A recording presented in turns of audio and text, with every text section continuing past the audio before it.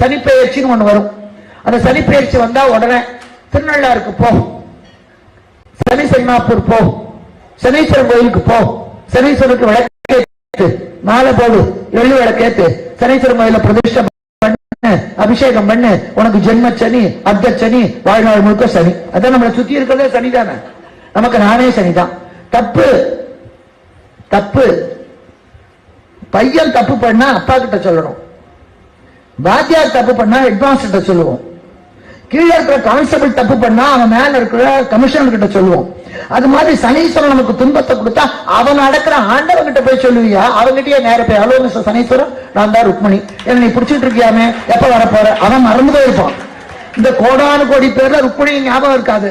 நானே நேர சந்நிதிக்கு போய் அர்ச்சனை பண்ணும்போதே கோத்திரத்தோட, இன்ன கோத்திரம், இன்ன நட்சத்திரம், இன்ன பேரு, ருக்மணி வந்திருக்கே, நீ என்ன பிடிச்சிட்டு இருக்கியாமே, விட்டுடுவியா, விட மாட்டியா? இத்தனை எதுக்கு?